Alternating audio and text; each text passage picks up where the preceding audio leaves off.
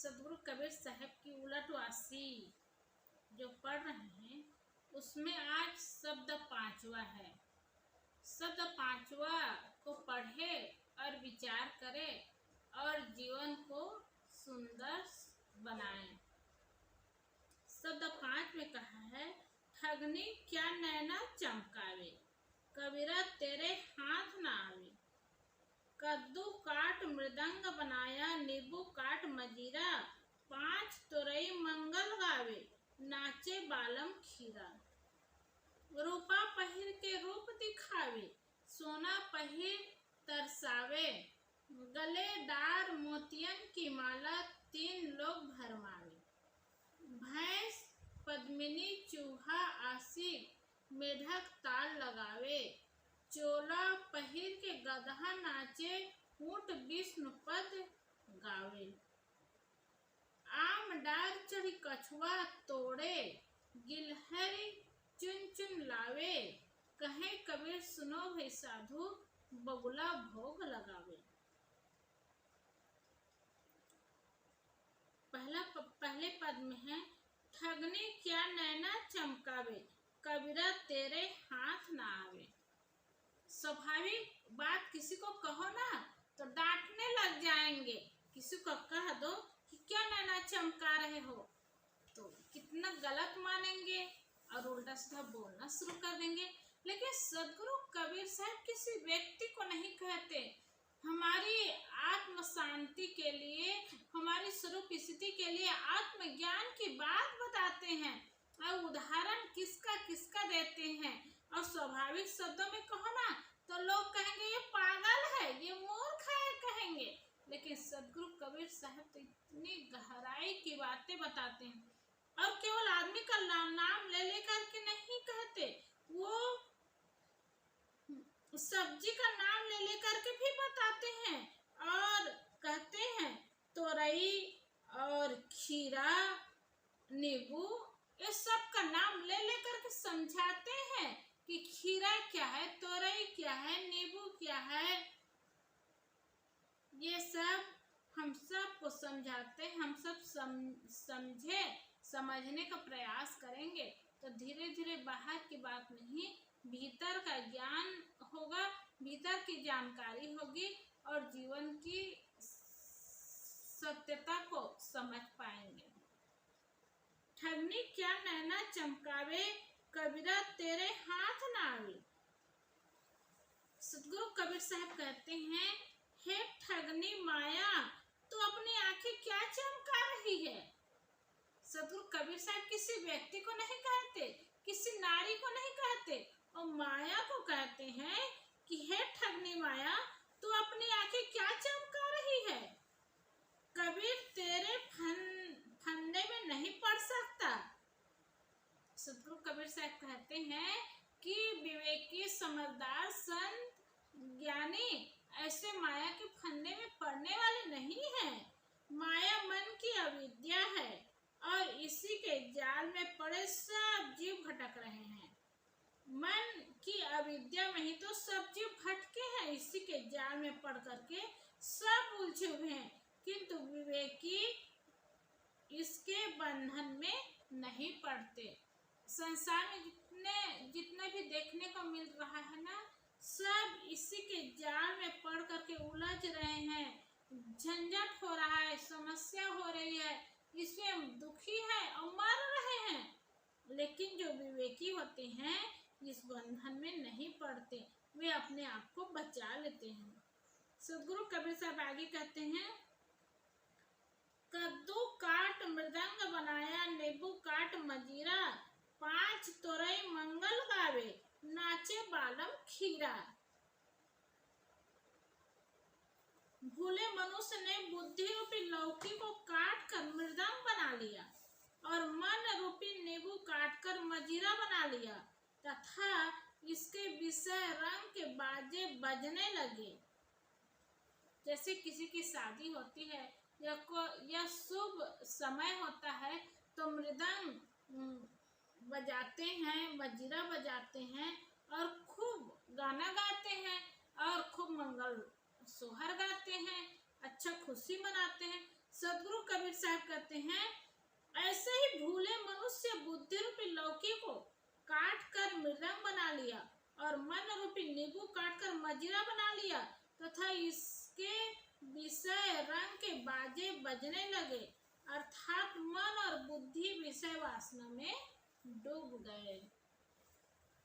इधर 5 ज्ञानेंद्रिय रूपी तोरई विषय गीत के मंगल गाने गाती है और अविद्या ग्रसित भोला जीव रूपी खीरा इस विषय तरंग में पड़कर अनादिकाल से नाच रही है। अनादिकाल से, आज से नहीं, एक जन्म से नहीं, अनादिकाल से नाच रही, क्योंकि ये आत्मा तो अजन्मा है, इसका कभी जन्म नहीं होता। न जाते मृत्य व कदाचित नयम भूत बना भूया अजो नित्य शाश्वतो अयम पुराणे न नित्य निमानी सरिया। इस आत्मा का न जन्म होता है न मृत्यु होती है, तो शाश्वत पुराण है। तो हम कब से आए हैं? अब उदाहरण में कह सकते हैं, जब से सृष्टि बनी तब से आए। तो सृष्टि को कब, किसने बनाया, कब बना है, बनाए हैं सृष्टि को, कब बनी है? ये भी अनादि है, इसको कोई बनाने वाला नहीं है।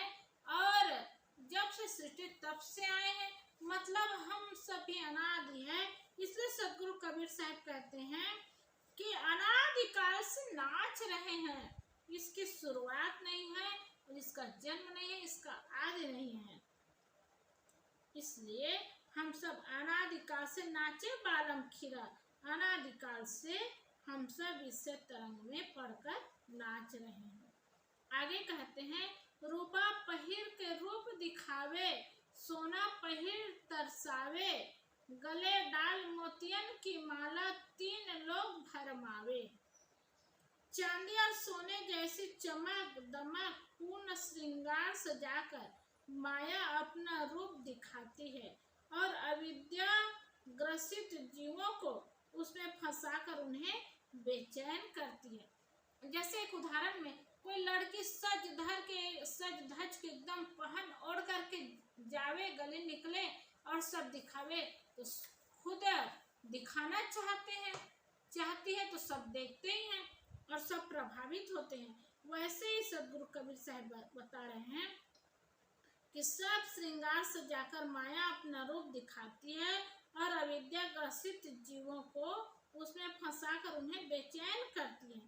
यह माया अपने गले में मोती की माला डालकर त्रिगुणी जीवों को मोहग्रस्त कर भ्रमाती है।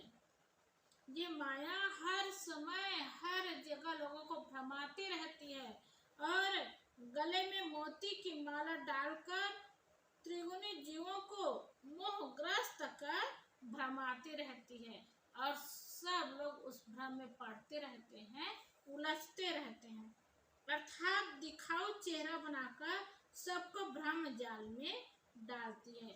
क्योंकि देखने के लिए तो हमारी आंखें चाहती है कि अच्छा चीज देखे, अच्छी जगह जाए, अच्छे लोगों से मिले और अच्छा देखने को मिल जाता है, तो उसी में मन फंसता जाता है और उसी भ्रम जाल में लगता जाता है।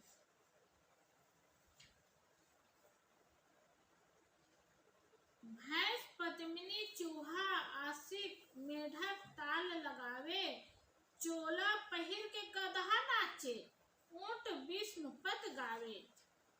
भैंस उत्तम अंगों वाली पद्मिनी नारी बन गई, अर्थात अविद्या ने अपना मोहक रूप बना लिया, जिसमें मन रूपी चूहा आसक्त हो गया।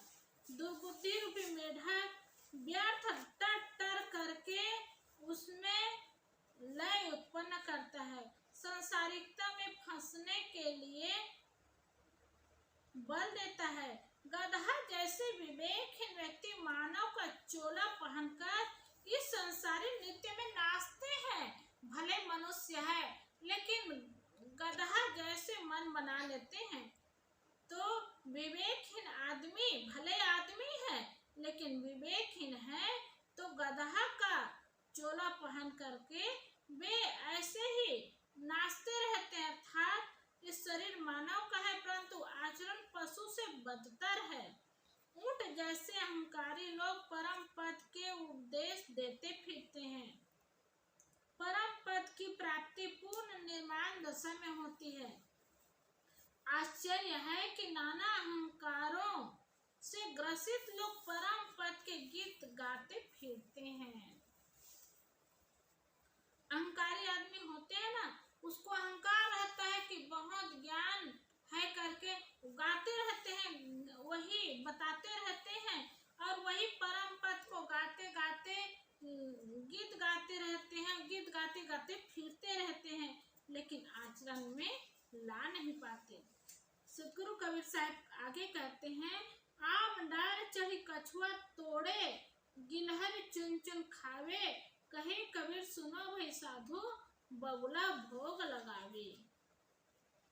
कछुआ जैसे तामसिक बुद्धि वाले लोग मनुष्य शरीर रूपी उत्तम आम्र वृक्ष पर चढ़कर अर्थ धर्म काम और मोक्ष फलों को तोड़ने का ढोंग करते हैं। सतगुरु कबीर साहब कितनी अच्छी बात बता रहे हैं कि कछुआ जैसे तामसिक बुद्धि वाले उत्तम आम्र वृक्ष में चढ़कर अर्थात अच्छा फल वाले पेड़ में चढ़ करके अर्थ धर्म काम मोक्ष फल तोड़ने का ढोंग करते हैं। क्या फल तोड़ पाएंगे और क्या सुख शांति का जीवन जी पाएंगे? अर्थ धर्म काम और मोक्ष जीवन की सफलता है, क्या इस सफलता को प्राप्त कर पाएंगे? तो सब तो ढोंग करते रहते हैं।